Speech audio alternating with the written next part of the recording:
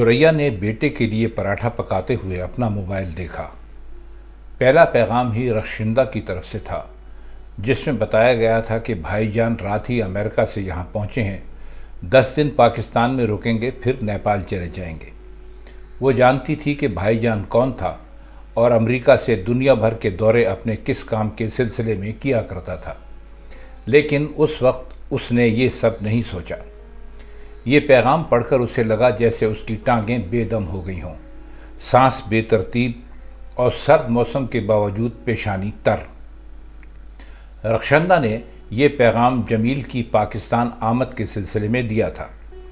شادی سے پہلے سریا نے جسے ٹوٹ کر چاہا تھا وہ رخشندہ کا بھائی جمیل تھا۔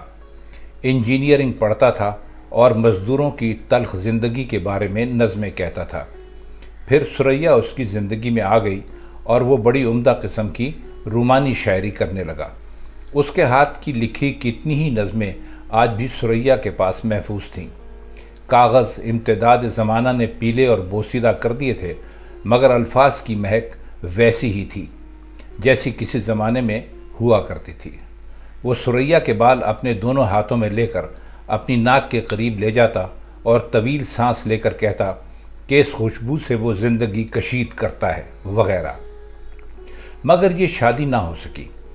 بہت سی خاندانی الجھنوں نے انہیں ہمیشہ کے لیے ایک دوجے کا نہ ہونے دیا۔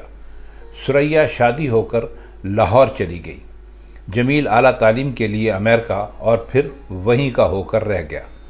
رخشندہ نے اس کے متعلق خبریں ملتی رہتی تھیں۔ اس نے شادی نہیں کی، وہ کسی بڑی کمپنی میں اعلیٰ عہدے پر تھا، وہ دنیا بھر کے دورے کرتا تھا وغیرہ۔ وہ پاکستان پہلی مرتبہ آیا تھا۔ سریا نے جمیل سے شادی نہ ہونے کے باوجود ابھی تک گزری ہوئی زندگی اسی کے ساتھ گزاری تھی۔ اس نے پیغام ایک بار پھر پڑھا، بار بار پڑھا۔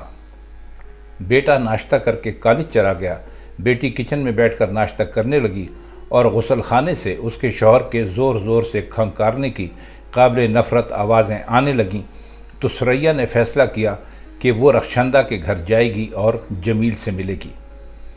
10 بجے جب سب اپنے اپنے کاموں سے چلے گئے تو وہ نہائی دیر تک جمیل کے پسندیدہ رنگ کا لباس تلاش کرتی رہی۔ وہ مطمئن تو نہیں تھی، لیکن پھر بھی اس نے ایک ایسا رنگ تلاش کر ہی لیا جو اس کے خیال میں جمیل کو پسند آ سکتا تھا۔ رخشندہ کے گھر تک 20 منٹ کا راستہ تھا۔ وہ کار مزید احتیاط سے چلا رہی تھی۔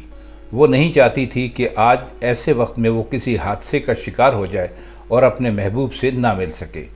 شادی کے یہ 22 برس اس نے جسمانی طور پر اپنے شوہر کے ساتھ گزارے ہوں، روحانی طور پر وہ جمیل ہی اس پر حاوی رہا تھا۔ رخشندہ کے گھر کے پورچ میں گاڑی کھڑی کر کے وہ برآمدے کی سیڑھیاں چڑھی تو وہ سامنے ہی بیٹھا تھا۔ نقوش وہی تھے، لیکن اس کا سر انڈے کی طرح صاف تھا، گالوں کی کھال لٹکی ہوئی تھی اور وہ موٹے عدسوں والا چشمہ لگائے لیپ ٹاپ پر جھکا تندہی سے کچھ لکھ رہا تھا۔ سریا اسے دیکھ کر جھٹکے میں آ گئی، لیکن پھر وہ یہ سوچ کر مسکرائی کہ اب وہ کہاں دھان پانسی سریا رہی تھی۔ اس کا وزن بھی 1.5 گنا بڑھ چکا تھا اور گردن کی نرم کھال میں نیچے دیکھتے وقت ہلکی سی سلوٹ پڑنے لگی تھی۔ وہ اپنے کام میں اس قدر منہمک تھا کہ اس نے سریا کی آمد کو محسوس ہی نہ کہا۔ سریا نے ہلکی آواز میں کہا، جمیل۔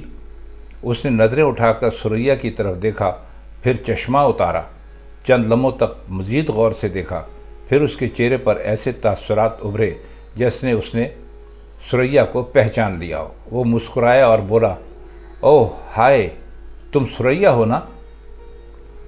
سریا کو مایوسی ہوئی۔ وہ اس کی آمد پر حیران ہوا، کھڑا ہوا اور نہ ہی ایسی کوئی گرم جوشی دکھائی جس کی سریا توقع کر رہی تھی۔ پھر وہ ہنسا اور بولا، یس، تم سریا ہو۔ کیسی ہو بھائی؟ تم نے اپنا ویٹ خوب بڑھا لیا ہے نا؟ سریا اسے حیرت سے تکتی رہی۔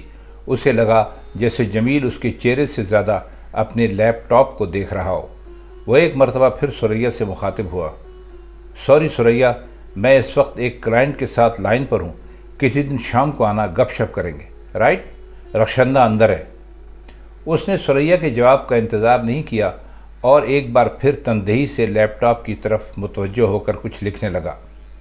سریا کو لگا جیسے شیشے کا وہ تاج محل جس سے وہ اپنے شوہر سے خاموش حق تلفی کی بنا پر 22 برس سے بنا رہی تھی، چھن سے اس کے اندر ٹوٹ گیا ہو۔